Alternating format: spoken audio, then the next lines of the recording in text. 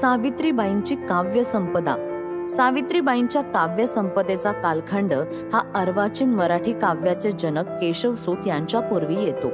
हे अंतर जवळपास 30 वर्षाचे आहे.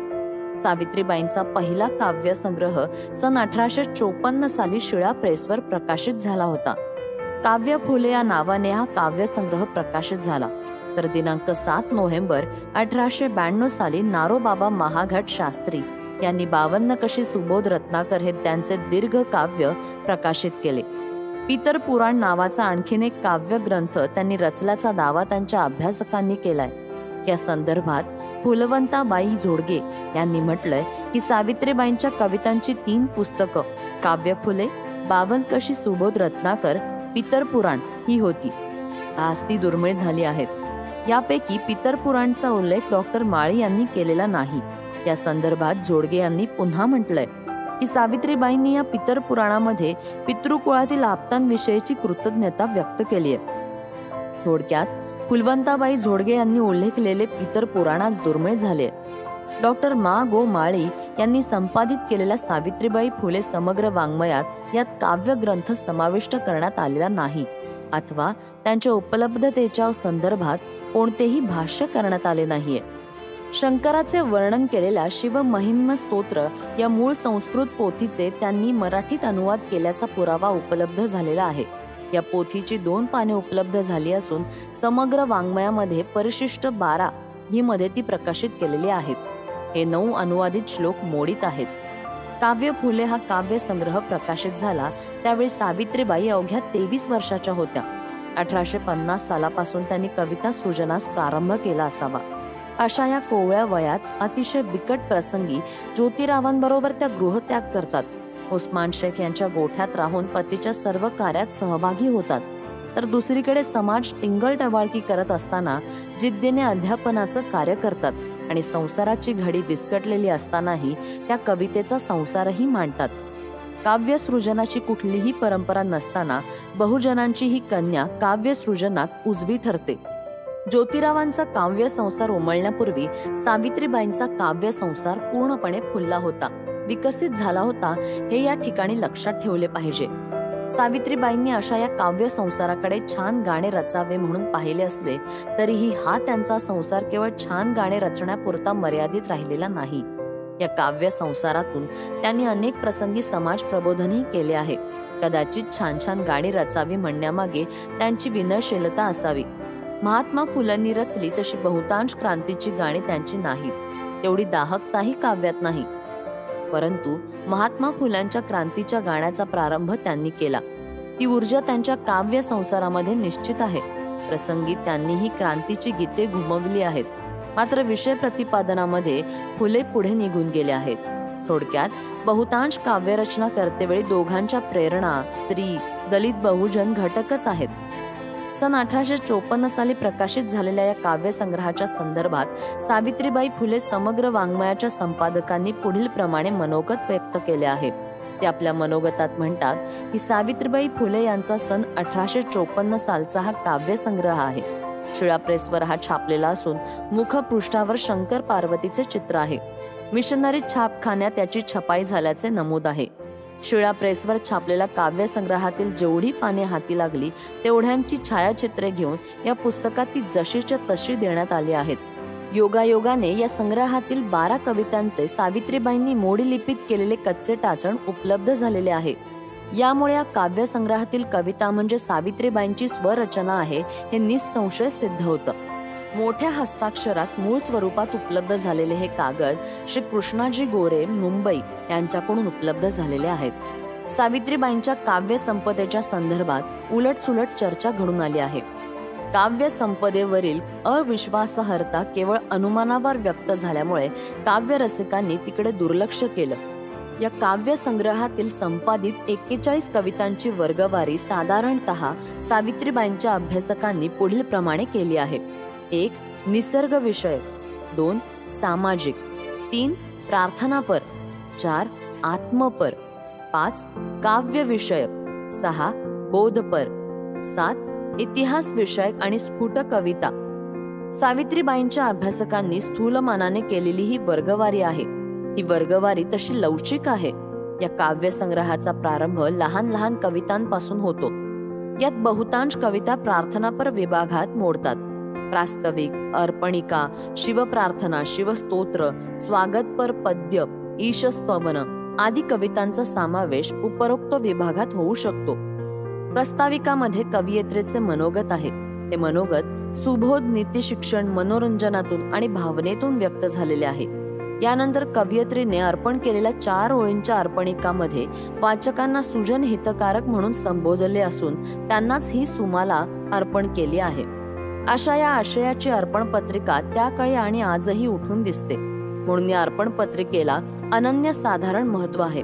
मात्र या ठिकाणी अर्पणिका वसंत तिलका वृत्तांत असल्याचं म्हटलं आहे, परंतु प्रत्यक्षात हे वृत्त मालिनी वृत्त आहे.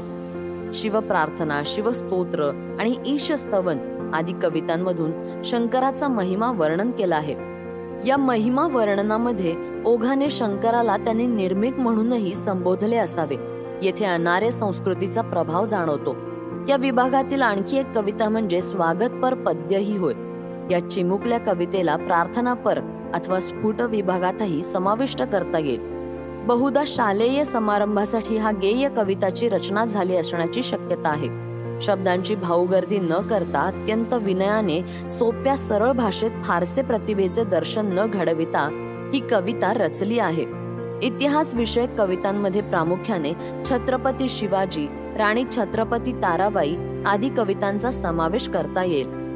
अजिंक्य राणी ताराबाई छत्रपतींचे चरित्र बहुधा त्यांनी अभ्यासलेले असावे. वाळवेकर यांनी लिहिलेल्या कोल्हापूरच्या महाराणी छत्रपती ताराराणी यांचे चरित्र सावित्रीबाई यांच्या अध्यक्षतेखाली प्रकाशित झाले होते. हा ग्रंथ अभ्यासून अथवा अन्य चरित्र अभ्यासून त्यांना अजिंक्य ताराराणीची ओजस्वी अशी कविता स्फुरली असावी. कुळवाडी भूषण शिवरायांची ही धाकटी सून प्रतिकूल परिस्थितीत मोगलांशी मोठ्या जिद्दीने झुंजली. शेवटी बलाढ्य अशा दिल्लीश्वराला, मोगल सम्राटाला तिच्या व्यूह रचनेपुढे हताश व्हावे लागले. अशा या ऐतिहासिक उपेक्षित अजिंक्य ताराला मोठ्या मनाने सावित्रीबाईंनी मुजरा केलाय. पुरुषार्थ गाजवणाऱ्या या मराठी मनाशी मराठी कवयित्रीने या ओजस्वी चित्रणात अंतरीचे नाते जोडले. प्रारंभी राणीच्या कर्तृत्वाचे झोकदार शाहिरी वर्णन केले आहे. पोवाड्यासम या रचनेत त्यांनी शौर्य रसाची बहार उडवून दिलीय. अजिंक्य राणी तारावर चंडिका, जगदंबा, अंबाई आदी पुराणातील विशेषणांची खैरात करून एक व्यापक लढाऊ झुंजार ऐतिहासिक अर्थ बहाल केला आहे.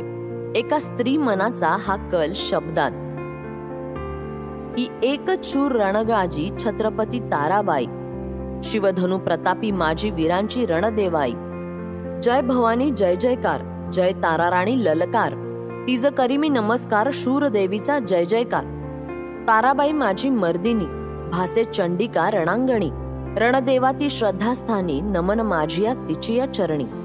येथे म्हणावे असे प्रतिभेचे दर्शन होत नसले तरी श्रद्धास्थानी असलेल्या उपेक्षित स्त्री पात्राला न्याय देण्यात त्या मात्र यशस्वी झाल्या आहेत. एका सेवाभावी वीरांगनेने ऐतिहासिक वीरांगनेला त्रिवार केलेले नमन आहे. समान धर्मीय पुरुषार्थ गाजवणारा राणी ताराशी त्यांनी सुसंवाद साधलाय. शब्द सुमनांचे हे राणी ताराचे पुण्यस्मरण उजवे ठरले आहे. कुळवाडी भूषण छत्रपती शिवरायांची थोरवी त्यांनी छत्रपती शिवाजी या छोट्याशा कवितेतून वर्णिली आहे. श्रद्धास्थानी असलेल्या महानायकाच्या अनुषंगाने मनात घोळणारे विचार त्यांनी व्यक्त केले. शूद्राद्री अतिशूद्रांचा प्रभू म्हणून त्यांनी महाराजांचा गौरवपूर्ण उल्लेख केलाय. हा वैशिष्ट्यपूर्ण उल्लेख लक्षात घेण्यासारखा आहे.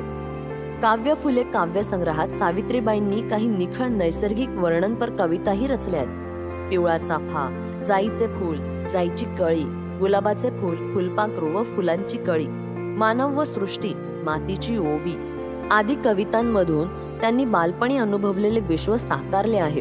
परंतु येथे सावित्रीबाईंच्या काव्य समीक्षकांनी त्यांच्या कवितांवर त्यांच्यानंतर येणाऱ्या पिढीतील कवींचा प्रभाव असल्याचे म्हटलंय. एकतर निसर्गाशी नातं प्रस्थापित करण्याचा हा काळ नसतानाही त्यांनी हे नातं सांगितलंय. असं असताना त्यांच्यानंतर येणाऱ्या कालखंडातील कवींचा प्रभाव त्यांच्यावर कसा असू शकतो? या समीक्षेचा अर्थ स्पष्ट आहे की सावित्रीबाईंच्या उपलब्ध कवितांवर ही शंका उपस्थित केलीय. प्रामुख्याने पिवळा चाफा, फुलपाखरू व फुलांची कळी या कवितांवर अनुक्रमे बी आणि बालकवींचा प्रभाव असल्याचे समीक्षकांनी नमूद केले आहे. असो, निसर्ग वर्णन करताना मानवाशी नाते प्रस्थापित करण्यास त्या विसरत नाहीत. पिवळा चाफा हा मानवीकरणापासून दूर गेला नाहीये. पिवळा चाफा सरळ सोप्या भाषेतील प्रगटीकरण होय. सौंदर्य मुग्ध करणारी आणि निसर्गाचे भावविश्व उलगडून दाखवणारी ही कविता आहे. काव्य कल्पना, प्रतिभा आणि शब्द सामर्थ्याचा मेळ या कवितेत सुरेख जमलाय. पिवळा चाफ्याचे आकर्षण मानवाबरोबर कवीला आहे. हे चित्रण कवयित्री सहजगत्या करते. हे चित्रण त्यांच्याच शब्दात. पिवळा चाफा रंग हळदीचा, फुलला होता हृदयी बसतो. नावतयाचे सुवर्ण चंपक सृष्टी दागिना मनास पटतो. जैसे रतीला मदन खेळवी, तैसे कवीचे मन चेतवितो. गूढपणे तो मनात शिरुनी, काव्य कराया उन्मुख करतो. कवीचे भावविश्व चेतावणारा चाफा सावित्रीबाईंनी उपरोक्त शब्दामध्ये सुरेख चितारला आहे. हे सुरेख चित्रण मात्र शेवटी वास्तविक भूमिकेवर उतरते. निसर्ग नियमांचे यथार्थवादी चित्रण असे. नेत्र नासिका रसिक मनाला, तृप्त करुनी मरून पडतो. या चित्रणामध्ये दुःखाची आणि नैराश्याची छटा असल्याचे डॉक्टर कृ. पं. देशपांडे यांनी म्हटलं आहे. दुःखाची आणि नैराश्याची छटा तर आहेच, परंतु मरण या नैसर्गिक अपरिवर्तनीय नियमाचे त्यांनी वास्तववादी वर्णन केले आहे. जाईचे फूल या कवितेत मानव आणि जाईच्या फुलांच्या आनंदी जीवनाचे एक चित्र वर्णिले आहे. कवयित्री आणि जाईचे फूल एक दुसऱ्याशी तादात्म्य पावले आहे आणि शेवटी मानवी स्वार्थी स्वभावाचे दर्शन पुढील प्रमाणे घडवले आहे. रीत जगाची कार्य झाल्यावर फेकून देई मजला हुंगून. येथे कवयित्रीने मानवी स्वार्थी स्वभावाचे कठोर वर्णन केले आहे.